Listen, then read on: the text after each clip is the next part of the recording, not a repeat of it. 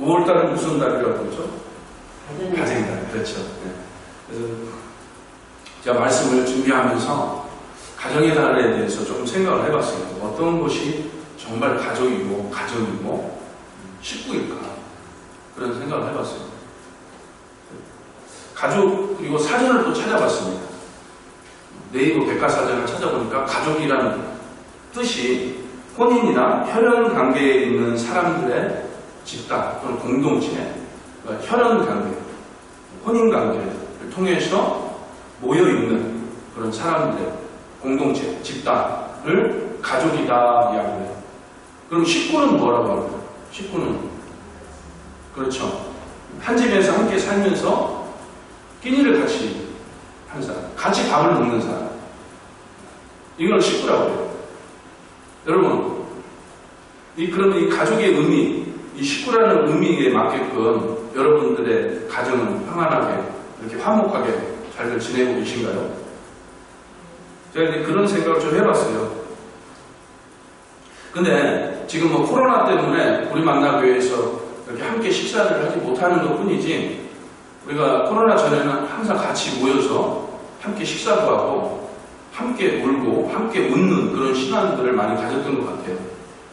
그런 거 보면은 우리 만나교회 성도들이 진정한 가족이 아닌가, 진짜 식구가, 한 식구가 아닌가 그런 생각을 해보게 되었습니다. 그래서 우리가 하나님의 각각 자녀된 우리가 모두가 주 안에서 한 형제 자매가 된다라는 그런 생각 속에서 참 은혜가 되고 우리 성도들이 더더욱 사랑스러워지는 그런 마음을 갖게 되었습니다. 여러분들도 저와 같은 그런 마음이 되시길 예수님의 이름으로 축원합니다. 오늘 말씀은 데살로니가전서 4장 1절에서부터 12절까지의 말씀으로 해서 마지막 때를 사는 성도들의 생활 자세에 대한 그런 제목으로 해서 함께 은혜를 나누고자 합니다. 왜 이런 주제를 갖게 됐느냐?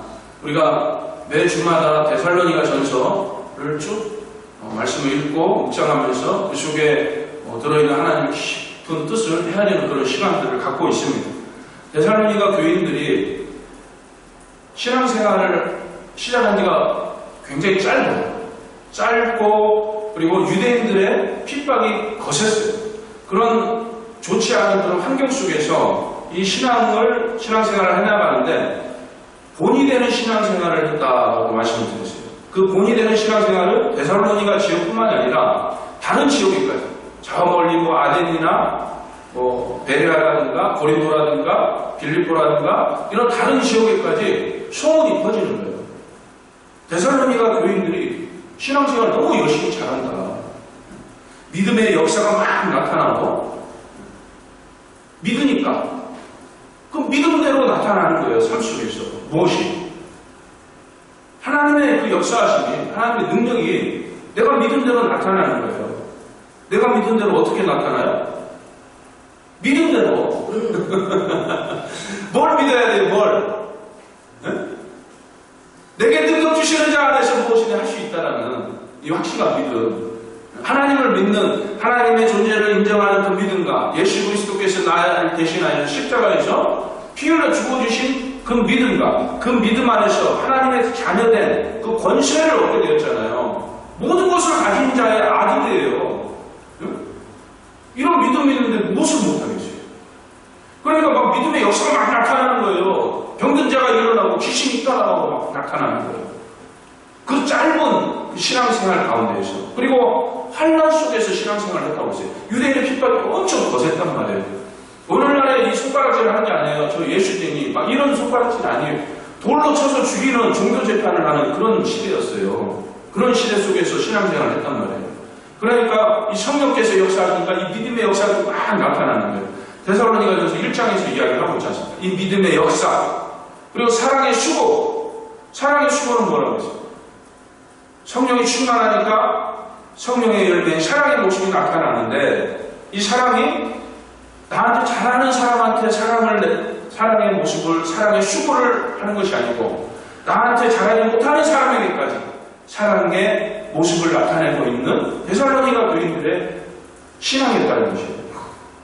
그리고 세 번째는 소망의 인내를 가지고 있었어요. 소망이 있네. 예수님께서 언제 오실지 알 수 없었지만 언제 오시든지 맞이할 수 있는 부활의 소망과 재림의 소망을 가지고 살아가다라는 것입니다. 이 믿음의 역사, 사랑의 수고, 소망의 인내, 이 세 가지, 믿음, 사랑, 소망, 이 세 가지 가운데에서 본이 되는 믿음의 삶을 살았다라는 것입니다. 그런데요, 정말 너무나도 열심히 있는 신앙생활을 했는데 성경 속에서 이야기하고 있는 그 모든 하나님의 그 약속의 말씀들이 다 이루어졌잖아요. 근데 이루어지지 않은 게 하나 있었잖아요. 그게 무엇입니까? 예수님의 재림이잖아요. 그 재림을 기다리는 이 데살로니가 교인들의 신앙은 너무나도 좋았는데 재림에 대한 그리고 부활에 대한 그 내용이 조금은 부족했어요. 즉 잘못된 재림과 잘못된 부활관을 가지고 있었다는 것이죠. 데살로니가전서 3장 10절 말씀 우리 한번 보겠습니다. 3장 10절 말씀 제가 읽어보겠습니다. 주야로 심히 간구함은 너희 얼굴을 보고 너희 믿음이 부족한 것을 보충하게 하려 함이라.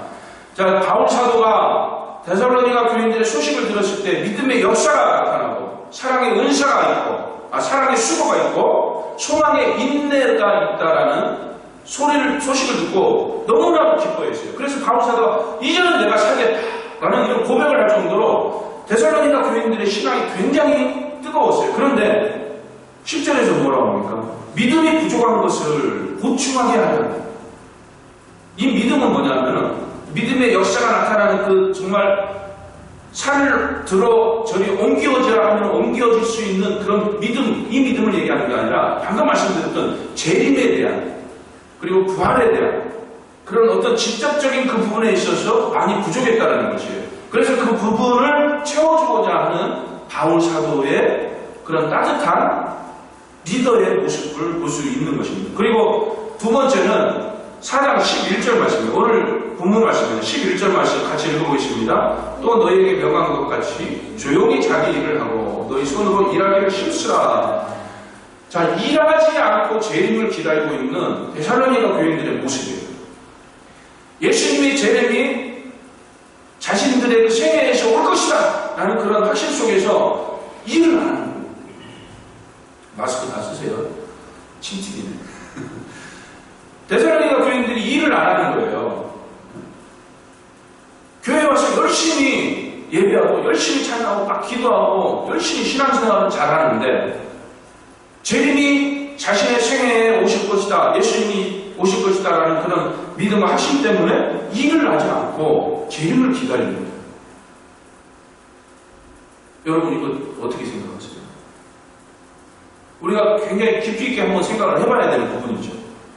내 모든 걸 다 내팽개치고 주를 위하여서 살는구나 이야기하면서 갈 수도 있는 부분이에요.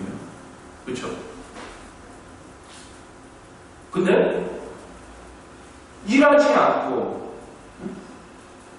자기 일을 하지 않고 너희 손으로 조용히 자기 일을 하고 너희 손으로 일하기를 힘쓰라 역으로 바울 사도가 이야기하고 있습니다. 이게 뭘까요? 나는 모든 것 다 내팽개치고 주님의 일만을 하고 싶은데 바울 사도는 하나님 성령께서 감동 역사하셔서 이 데살로니가전서 서신서를 쓰게 하셨어요. 하나님께서 감동으로 바울 사도를 역사하셔서 쓰게 하셨답니다. 데살로니가 교인들을 사랑하는 마음에서 데살로니가 교인들이 다른 재림관, 다른 부활신앙을 갖기를 원하는 그 마음에서 이 서신서를 쓰셨어요. 그런데 조용히 자기 일을 하고 너희 손으로 일하기를 힘쓰라 라고 말씀을 하고 있다는 것이죠. 그리고 세 번째는요, 재림을 기다리던 동료 성도들이 재림을 보지 못하고 죽자 재림에 대해서 의식을 가집니다. 14절에 나와요. 14절 말씀 제가 읽어보겠습니다. 데살로니가전서 4장 14절입니다. 우리가 예수께서 죽으셨다가 다시 살아나심을 믿을진대 이와 같이 예수 안에서 자는 자들도 하나님이 그와 함께 데리고 오시리라. 자, 서신서는 이 데살로니가 전서를 왜 기록을 했느냐? 바울 사도가 베레아를 거쳐 데살로니가를 지나서 베레아 가서 또 아덴 지역에서 복음을 전할 때에 데살로니가 지역의 소식을 들어요. 막 핍박이 거세 있고 환난 가운데 신앙생활을 하고 있다. 이런 소문을 들으니까 그의 영적 아들인 디모데를 불러서 데살로니가로 파송을 보내요. 파송을 보내서 데살로니가 지역에 있는 소식을 듣는데 바울 사도가 고린도 지역에서 복음 사역을 할 때 이 소식을 가진 거예요. 그러니까 믿음의 역사가 나타나고 사랑의 추구가 있고 소망의 인내가 있는 이 데살로니가 교인들의 소식을 듣고 너무나 기뻤어요. 기쁜데 이런 소식을 듣는 거예요. 재림을 기다리는데 신앙생활 열심히 하는데 일을 안 하고 성전에서 삽니다. 바울 사도가 이 소식을 듣는 거예요. 그리고 또 하나 같이 신앙생활 하는 사람들이 예수님이 오지도 않으셨는데 재림을 안 하셨는데 죽어버린 거예요. 죽어버리니까 예수님이 오셔야 되는데 죽기 전에 오셔야 되는데 이제 흔들리는 거예요. 이런 소식을 들으니까 바울 사도가 데살로니가 교인들이 이 재림에 대한 확신은 있지만 재림에 대한 성경적 지식이 부족하구나, 부활에 대한 지식이 부족하구나. 그래서 그 부분들을 위로하고 격려하면서 다시금 깨달아 알게 하기 위해서 이 서신서를 기록을 한 거예요. 그래서 조용히 자기 일을 하고 너희 손으로 일하기 힘쓰라 말씀을 하고, 그리고 14절에서 예수께서 죽으셨다가 다시 살아나심을 믿을지인데 이와 같이 예수 안에서 자는 자들도 하나님이 그와 함께 데리고 오시리라, 부활할 것이다 라는 것을 다시 한번 보여주고 있는 그런 내용의 말씀이라는 거죠. 첫 번째, 믿음이 부족했다고 해서 그 믿음은 재림에 대한 지식, 부활에 대한 지식이 부족했다는 것이고, 그리고 일하지 않고 재림을 기다리고 있는 그 부분에 대해서 잘못되었다 이야기를 하고 있고, 그리고 재림을 기다리던 동료 성도들이 재림을 보지 못한 채 죽자 재림에 대해서 의심을 가지고 있는 그들에 향해서 의심하지 말아라라는 그런 내용의 말씀을 오늘 본문 말씀에서 다시 명확하게 말씀을 해주고 있습니다.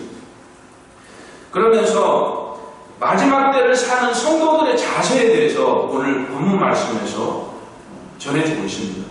마지막 때를 사는 성도들의 자세. 여러분, 여러분들 오늘날의 삶은 마지막 때를 살고 있어요.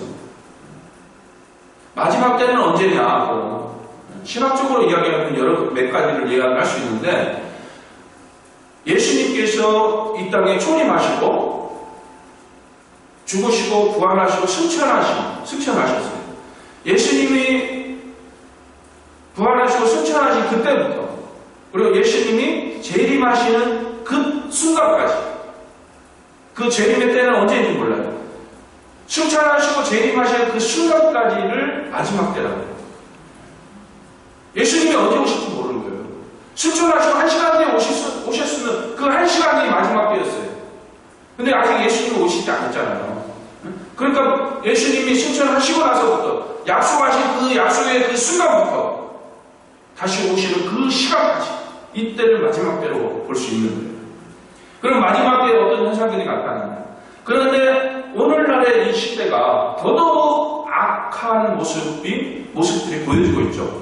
그래서 정말 주님이 오시는 그때가 다 되었다라고 우리가 추정해 볼 수가 있습니다.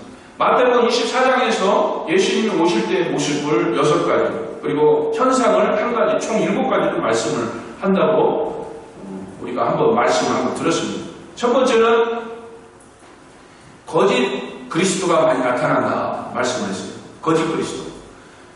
초대교회 때부터 가짜 그리스도가 많이 나타나죠. 오늘날에도 가짜 그리스도가 얼마나 많습니까? 그렇죠? 많아요. 우리 주변에도 많고, 우리 한국에는 더 많은 것 같아요. 전 세계적으로 각 나라마다 가짜 그리스도들은 많이 있습니다. 그리고 두 번째는 난리와 난리에 소문이 거듭된다고 했어요. 전쟁과 기근과 자연재해, 천재지변, 오늘날 코로나도, 이 질병도, 이 팬데믹도, 이것도 자연재해, 질병, 난리에 소문에 속하는 그런 내용이죠. 그리고 세 번째는 순교자가 많이 나타난다고 했어요. 순교자가 끊임없이 나오는 것이에요. 오늘날에도 이 순교적 정신을 가지고 신앙생활을 해나가는 저와 여러분이 있지 않습니까? 여러분들도 순교자에 속한 신앙인이라는 사실을 믿으시기 바랍니다. 죽음을 불사하고 신앙생활을 해요. 내 믿음을 지키기 위해서 내가 손해보면서 신앙생활을 해요. 이게 순교자의 자세예요. 그리고 네 번째는 배교자가 많이 나타난다고 그랬어요. 얼마나 힘듭니까? 코로나 때문에 예배하기도 힘든 그런 상황이에요. 같이 모이기도 힘들어요. 모여서 찬양하고 기도하며 부르짖어 기도해야 되는데 그러지 못하는 그런 상황이 되죠. 그러다 보니까 믿음이 식어요. 예배 한두 번 빠지다 보니까 예배 안 들어도 되네? 인터넷 누워가지고 인터넷으로 예배 조금 보다가 한 5분 보다가 아멘 하고 끝나버려요. 이러한 신앙생활을 해나가는 사람이 있어요. 이게 참 신앙인지 아닌지 저는 알 수 없지만 배교자의 모습들이 많이 나타난다는 거죠. 실질적으로 교회를 떠나는 사람들도 있고 그리고 이 핑계 저 핑계 대면서 예배를 소홀히 하고 말씀을 멀리하고 기도하지 않는 그런 사람들이 얼마나 많이 나타납니다. 이게 마지막 때의 모습이에요. 그리고 첫 번째는 거짓 그리스도라고 했잖아요. 다섯 번째는 거짓 선지자가, 가짜 목사, 거짓 교사들이 많이 나타나요. 이런 사람들 얼마나 많습니까? 얼마나 많아요. 그리고 여섯 번째, 불법이 성행하고 사랑이 식어진다 그랬어요. 불법이 성행하고 사람마다 사랑이 식어지니라라고 말씀합니다. 법이 있어도 법이 무시되는 세상이에요. 그 상황 속에서 얼마나 힘듭니까? 난리와 난리에 소문이 거듭되고 배교자가 생기고 이런 상황 속에서 사람이 식어지는 그런 시대를 우리가 살고 있다는 것입니다. 여러분 제가 말씀드리는 이 모든 것들이 호응이 되지 않아요? 고개가 끄덕거려지지 않습니까? 이 여섯 가지 상황이 나타난다고 했어요. 그리고 마지막에 예수님께서 오시기 전에 상황이 복음이 온 세상에 전파되어질 때 주님께서 다시 오시겠다라고 말씀하셨습니다. 복음도 전 세계에 다 뻗어져 나가 있는 그런 상태지 않습니까? 지금 마지막 때예요. 마지막 때. 이 마지막 때에 어떠한 생활 자세를 가지고 살아야 될 것인가 그 말씀을 오늘 본문에서 하고 있다는 것입니다. 1절과 2절에서 결론지었었다는 말씀입니다. 1절과 2절 다시 읽어보겠습니다. 데살로니가서 4장 1절 2절 그러므로 형제들아 우리가 끝으로 주 예수 안에서 너희에게 구하고 권면하노니 너희가 마땅히 어떻게 행하며 하나님을 기쁘시게 할 수 있는지를 우리에게 배웠으니 곧 너희가 행하는 바라 더욱 많이 힘쓰라. 우리 주 예수로 말미암아 너희에게 무슨 명령으로 준 것을 너희가 아느니라. 어떻게 행하며 하나님을 기쁘시게 할 수 있는지를 우리에게 배웠으니 너희가 행하라. 하나님을 기쁘게 할 수 있는 것을 배웠으니까 행하라. 어떻게? 하나님을 기쁘게 할 수 있는 것을 행하라. 이 말씀하고 하나님을 기쁘게 할 수 있는 것. 그런데 행하는데 더욱 많이 힘쓰라라고 1절에서 말했습니다. 하나님을 기쁘시게 할 수 있는 게 뭐예요? 하나님을 기쁘게 할 수 있는 것. 하나님을 기쁘게 할 수 있는 거는요 다른 거 없어요. 헌금 많이 갖다 하시는 거 천만에 맞습니다. 헌금 안 해도 돼요. 그거보다 더 중요한 거. 그거보다 더 중요한 거 믿음이에요. 믿음. 하나님을 기쁘게 해줄 수 있는 거는 믿음밖에 없어요. 어떤 믿음? 하나님의 존재를 인정하는 거예요. 하나님을 믿으니까 하나님의 존재를 인정하는 거예요. 하나님의 존재를 인정할 때 그의 길을 지도하시느니라 말씀하고 있어요. 너는 범사의 그를 인정하라. 그리하면 내 길을 지도하시리라 말씀하시죠. 내 인생을 지도해 주시는 하나님이 계셔요. 모든 것들의 주인이신 하나님이 내 길을 지도해 준다 생각을 해보세요. 야, 이거는 진짜 형통이에요. 형통. 만사 형통입니다. 하나님의 지도하심이 있기를 예수님의 이름으로 축원합니다. 아멘. 젊을 때일수록 우리 막공 젊을 때일수록 이 믿음을 지켜 하나님을 기쁘게 해야 돼요. 그러면 내 인생이 펴지는 거예요. 이거는 제가 하는 얘기가 아니에요. 복을 선포하는 이 복의 선포가 아니에요. 성경에서 이야기하고 있는 거예요. 하나님의 말씀은 1.1획도 땅에 떨어지지 않고 다 이루어진다 말씀이죠. 하나님께서 약속을 하신 것이기 때문에 이루어지는 거예요. 그의 존재를 인정하라. 그리하면 내 길을 지도하시고 하나님을 인정하는 그 믿음 그리고 예수 그리스도께서 내 죄를 대신하여서 십자가에 죽어주신 거예요.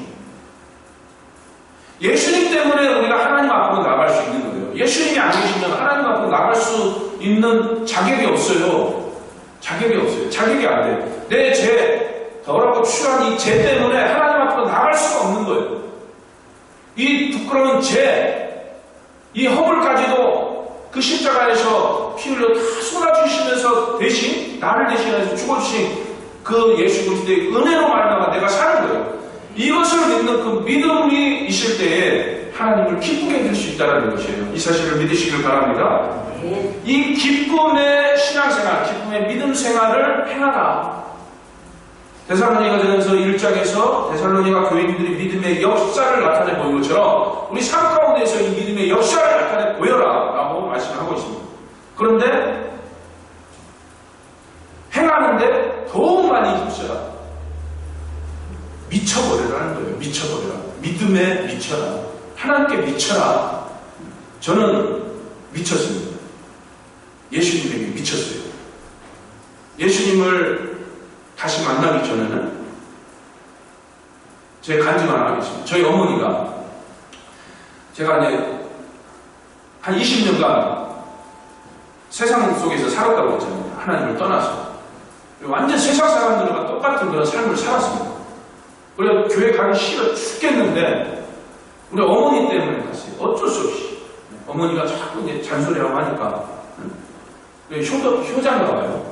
어머니가 이야기를 하니까 그나마 마지못해 따라가서 우리 지금은 없는데 전에 있던 청년들은 앉아서 막 이렇게 스마트폰 예배 시간 하고 있는데 저도 똑같았어요. 그래서 그들을 이해를 합니다. 나도 그랬기 때문에. 언제 끝나나? 언제 끝나나 하면서 말씀 뭐 해도 그런가 보다. 찬양하고 따라하고 이렇게 하는데 저희 어머니가 이제 답답한 거죠. 그래서 이런 얘기를 하시더라고요. 신앙생활 할 거, 이양하는 거 미친 듯이 한번 해봐라. 미친 듯이 해봐라. 그런 말씀을 하더라고요. 그래가지고 무슨 미친 듯이 맨 정신에 무슨 미친 듯이 어머니한테 말씀을 못하고 그냥 속으로만 그렇게 하고는 그냥 뭐 항상 그렇게 흐지부지 그냥 있는 거 많은 거 왔다 갔다 껍데기 빈 껍데기만 왔다 갔다 하는 그런 신앙생활을 했어요. 그러다가 어느 순간에 성경을 뒤적거리다가 예수님을 만났는데 정말 상상할 수 없는 표현할 수 없는 형용할 수 없는 그런 은혜가 임하더라고요. 그 말씀을 통하여서. 그리고 하나님이 나를 얼마나 사랑하고 계시는지 그 말씀과 함께 저에게 주어지는데 정말 너무나도 뜨거워요. 너무나도 뜨거워요. 그러면서 그 사랑으로 인해서 내가 죄인됨을 느끼고 깨닫는데 얼마나 추하고 더러운 인간이었는지 나름대로 열심히 살았지만 하나님 편에서 봤을 때 얼마나 추하고 더러운지 너무나도 부끄러워서 눈물콧물 다 쏟아내면서 내가 3일간을 기도를 했어요. 회개 기도를 했어요. 회개 기도를 하고 나니까 모세가 시내산에서 내려왔을 때 얼굴이 강치가 나는 것처럼 제가 그렇게 느껴져요. 빛이 나고 빛이. 회개를 합니다. 깨끗해지고 정결해졌을 때 그런 모습들이 나타나더라고요. 그러면서 예수님의 그 은혜를 알게 되고 하나님의 사랑을 알게 되니까 이거는 다른 것이 다 필요 없어요. 예수를 위해서 살지 않으면 안 돼요. 하나님의 영광을 위해서 살지 않으면 안 돼요. 그렇게 살지 않으면 견딜 수가 없게 되는 거예요. 그게 미치는 거예요. 이게 미치는 거예요. 예수님이 미치는 거예요. 예수님만이 높임을 받아야 되고 예수님의 이름을 높여야 되는 것이 나의 삶이요 나의 목적이 되어버리는 것이에요. 예수님만이 나의 생명이요. 저는 기도할 때 나의 왕이라고 고백을 합니다. 나의 생명이시여, 나의 주인이시여, 나의 왕이시여. 왕이요. 나의 모든 것이, 그분. 예수님에게 미쳐서 살아가는 거예요. 우리 몇 사람 안 되니까요. 우리 만나교회 성도들도 예수님에게 미쳐서 살아가기를 예수님의 이름으로 축원합니다. 이게 바로 하나님을 기쁘게 해드리는 것이에요. 이렇게 하나님을 기쁘게 하는 삶을 살아라. 바울 사도가 데살로니가전서 4장 1절에서 말씀을 합니다. 그러면서 2절에서 자기가 전한 이 복음은 자기가 전하고 있는 이 복음은 자기의 생각으로 전하는 것이 아니고 자기의 경험으로 전하는 것이 아니고 율법 그 학자 공부를 했던 그 배움을 통해서 그 지식을 통해서 전하는 것이 아니고 예수 그리스도로 말미암아 전하는 것이다 라고 2절에서 이야기를 합니다. 2절 다시 읽어볼게요. 우리가 주 예수로 말미암아 너에게 무슨 명령으로 준 것을 너희가 아느냐. 예수님이 어떤 말씀하시는지 어떤 명령을 하시는지 너희가 안다. 그 말을 하고 있는 거예요. 그래서 하나님을 기쁘게 하는 삶을 살아라. 이거는 내가 하는 얘기가 아니고 예수님이 하시는 이야기이기 때문에 반드시 해라 라고 말씀을 하고 있는 것이에요. 여러분들도 하나님을 기쁘게 하는 삶을 살아가기를 예수님의 이름으로 축원합니다.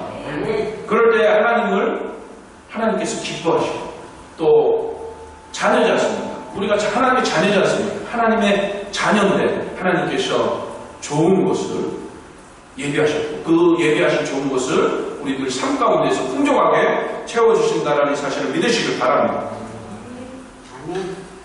하나님의 말씀이에요. 하나님의 말씀이기 때문에 하나님의 말씀으로서 받아들여야지 목사 현지도 가는 말로 받아들이면 안 돼요.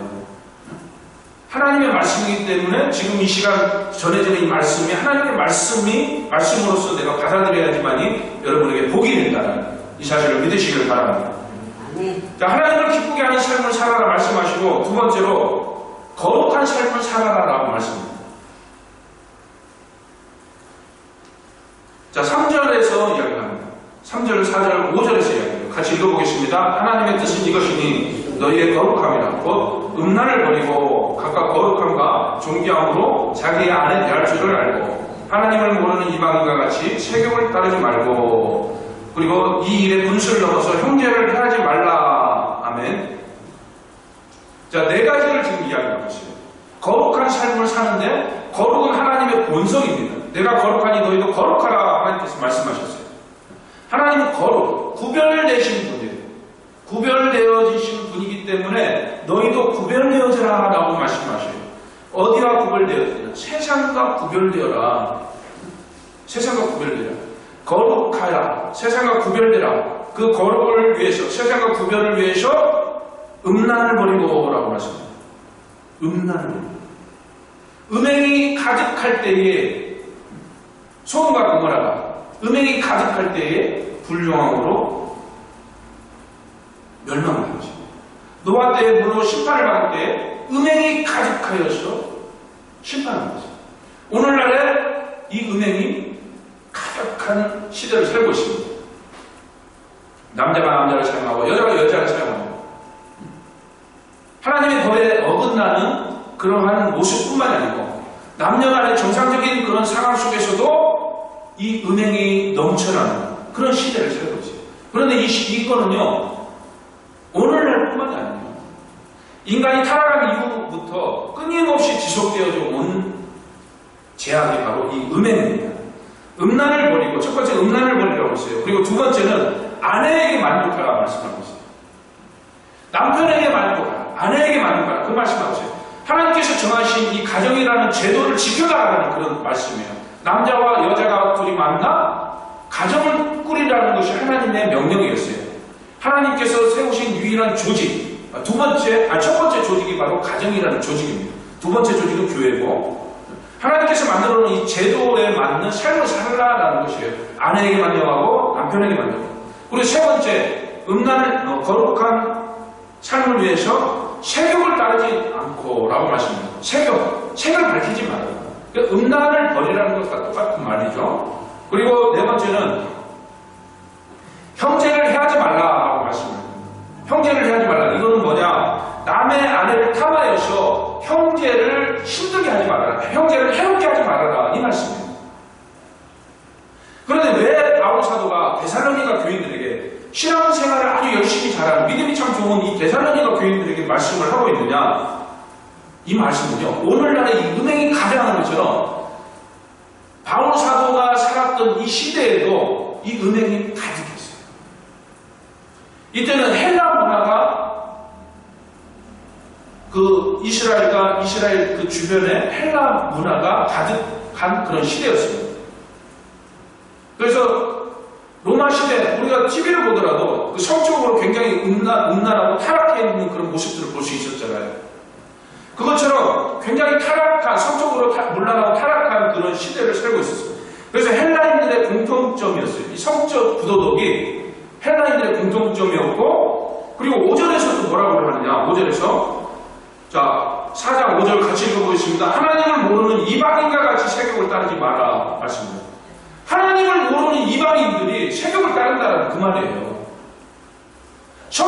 굉장히 부도덕한 그런 삶을 살고 있었다는 거예요. 헬라 문화권에 있는 그런 사람들뿐만이 아니고 헬라 문화를 벗어난 모든 인류의 이방인들이 성적으로 타락한 삶을 산다는 것이에요. 이 속에서 구별되어져라라고 말씀하고 있는 거예요. 세상과 구별되어져라. 성적으로 타락해 있는 성적으로 부도덕한 이런 세상과는 다른 모습을 보여라. 이 말씀하고 있는 거예요. 그 모습이 바로 거룩함이에요. 거룩함.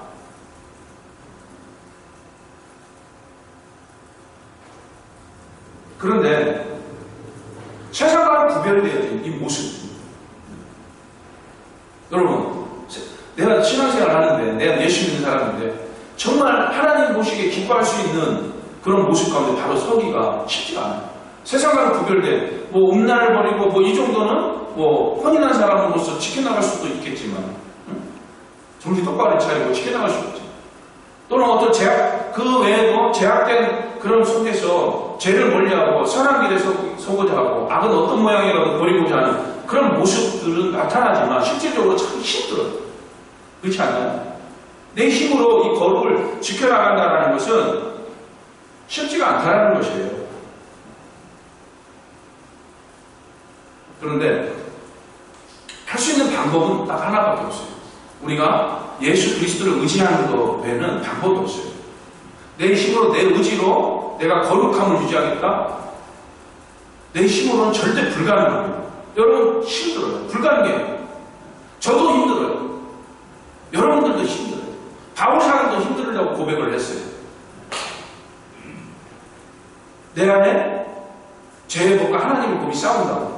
율법을 이야기하는 것이지만 실질적인 회심을 통해 가지고 변화되는 그 모습 속에서 과거에 어떤 율법에 얽매여서 살아왔던 그런 제약된 그런 법이 유혹처럼 다가오는 거예요. 그 속에서 하나님의 법, 이 법과 싸우는 거예요. 내 속에서. 여러분 스스로도 인정을 하실 거예요. 내가 아무리 믿음이 좋아도 신앙생활을 열심히 해도 내 속에서 때로는 미혹이 들어오고 유혹이 들어오는 경우가 있다는 것이에요. 그게 싸우는 것이죠. 그걸 이겨내게 할 수 있는 이가 바로 예수님이라는 것이에요. 내 힘으로는 안 돼요. 그래서 우리는 더더욱 예수 그리스도를 의지하는 삶을 살아야 된다는 것입니다. 이 사실을 믿으시길 바랍니다. 그럴 때 예수님께서 나를 거룩한 반열에 오르게 하시고 성령께서 역사하시는 거죠. 성령께서 진리 가운데 거하게 하셔서 내 믿음을 지켜 이겨내고 승리하게 하신다는 이 사실을 믿으시길 바랍니다. 아멘. 6절에서 또 이렇게 말씀하시죠. 6절 하반절에 보면은 이 모든 일에 주께서 신원하여 주심이라고 말씀을 합니다. 자, 이 뭐냐? 거룩함을 지키기 위해서 우리가 손해보는 것 같잖아요. 음란을 버리고 세욕을 버리고 형제를 해하지 않고 또 아내만을 사랑하고 남편만을 사랑하는 이게 참 힘들고 쉬운 일은 아니지만 신원하여 준다. 이 말씀은 가슴에 맺힌 원한을 풀어주신다는 그런 의미입니다. 즉 우리를 위하여서 하나님께서 신원하여 주신다. 대신 갚아주신다라는 그런 말씀을 우리에게 하고 있는 것입니다. 지금 우리를 위로해 주신다는 것이에요. 그만한 보상으로 대하여 주신다라는 그런 말씀입니다. 여러분, 하나님께서 우리를 부르신 이유가 무엇이라고 생각하십니까? 우리를 구원하시기 위함이죠. 우리에게 영생의 복을 주시기 위함이죠. 이 사실을 믿으시길 바랍니다. 바로 이 영생의 복을 누리기 위해서 거룩하게 하시기 위해서 부르셨어요. 그래서 7절과 8절에서 말씀을 합니다. 7, 8절 같이 한번 읽어보겠습니다. 하나님이 우리를 부르심은 부정하게 하심이 아니고 거룩하게 하심이니 그러므로 저버리는 자는 사람을 저버림이 아니요 너에게 그의 성령을 주신 하나님을 저버림이니라.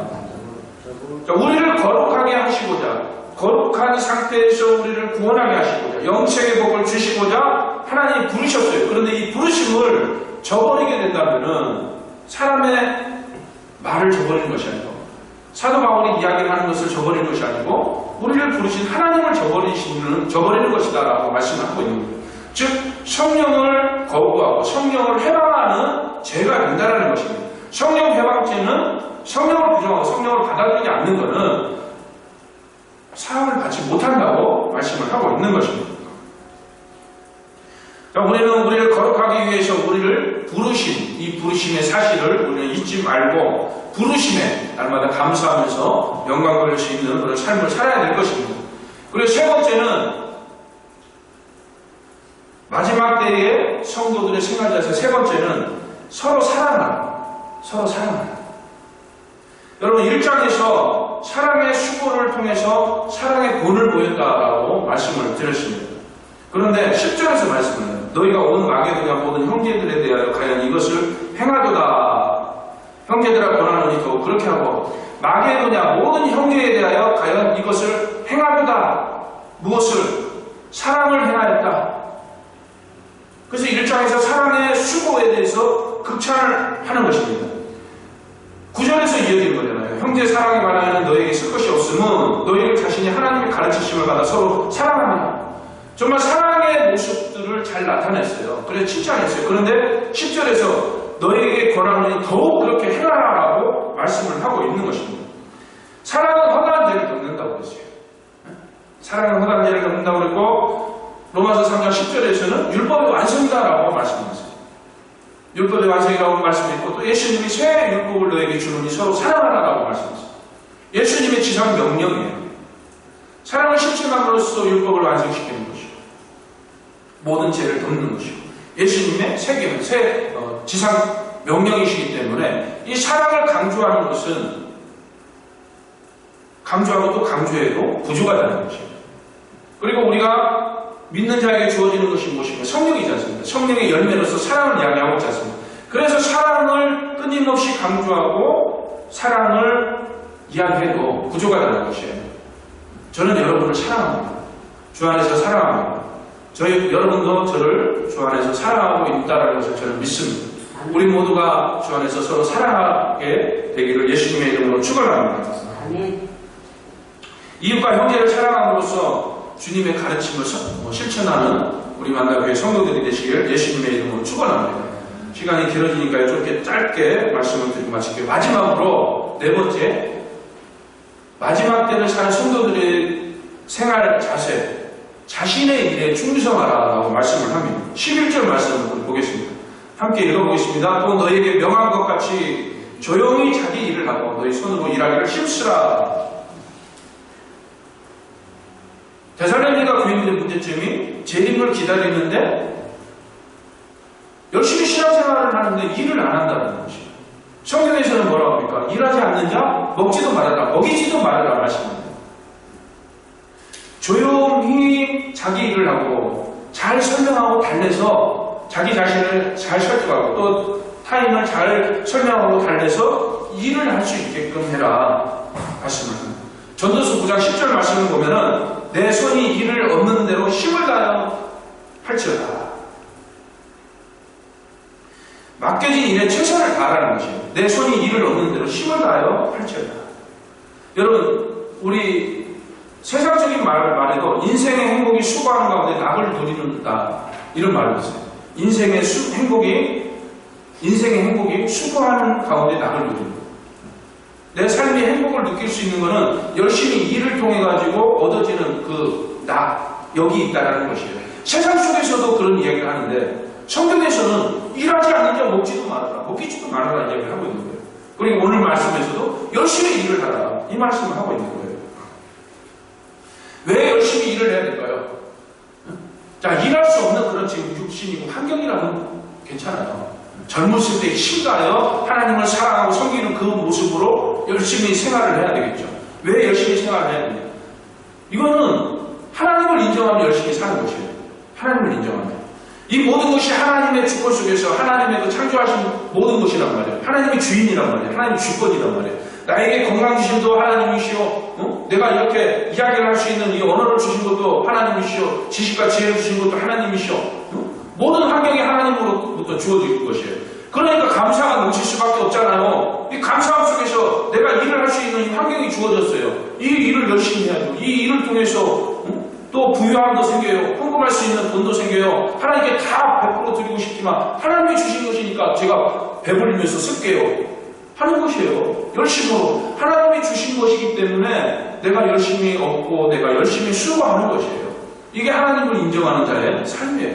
그래서 성도들은 신앙생활도 열심히 해야 되지만 삶 속에서 나에게 주신 달란트가 있지 않습니까? 재능이 있지 않습니까?